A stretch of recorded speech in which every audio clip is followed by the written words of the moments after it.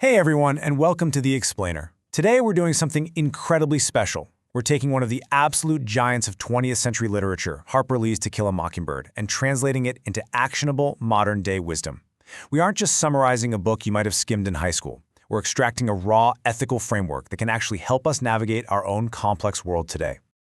Okay, let's dive into this. Here is our roadmap. First, understanding the mockingbird. Second, empathy and other perspectives. Third, redefining true courage. Fourth, integrity under pressure. Fifth, navigating social biases. And finally, modern lessons for today.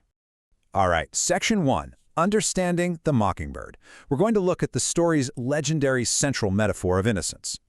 Let's pause and really listen to this observation from Miss Motti. Mockingbirds don't do one thing but make music for us to enjoy. That's why it's a sin to kill a mockingbird. It's a gorgeous quote, right? And it perfectly introduces this concept of harmless, innocent beings who are just completely victimized by the society around them. And this brilliantly illustrates exactly what we mean.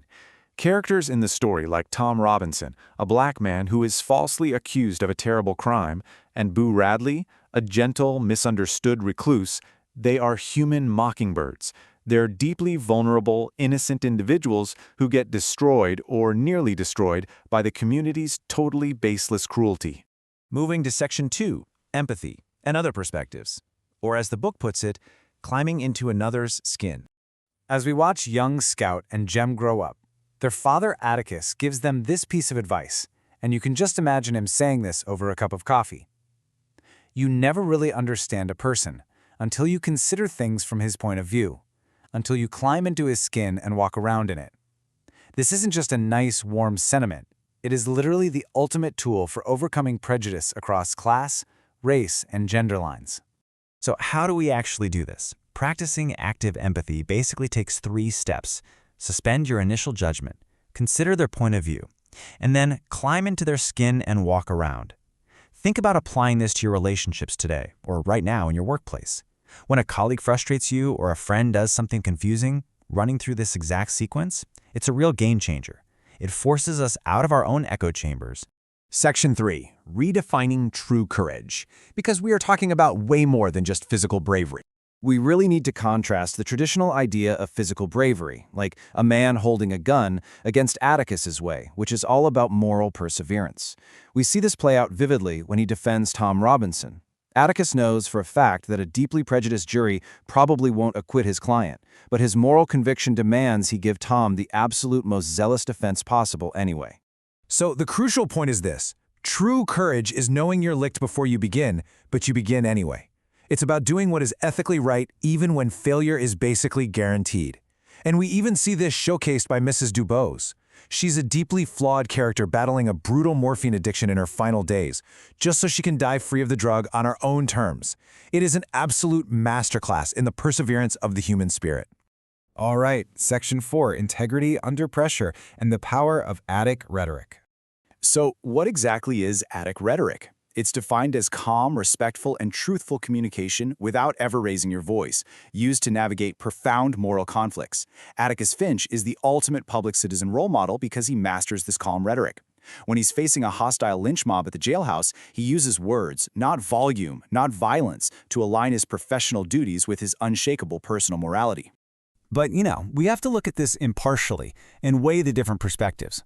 On one hand, you've got Atticus's incredible individual integrity, defending justice at massive personal cost. On the other hand, academic critiques like scholar Gregory Jay's point out the limitations of private exemplarity. Jay argues that while Atticus's localized actions were noble, he didn't actively try to dismantle the whole systemic structure of Southern society.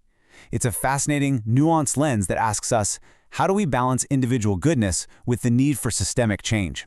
Next up, Section 5, Navigating Social Biases and Carving an Independent Identity.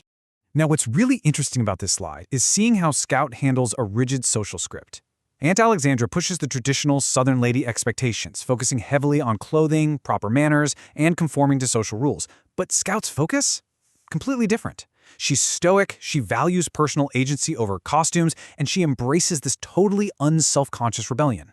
She proves that you can cherry-pick which societal norms you want to follow, empowering your own identity against massive pressure.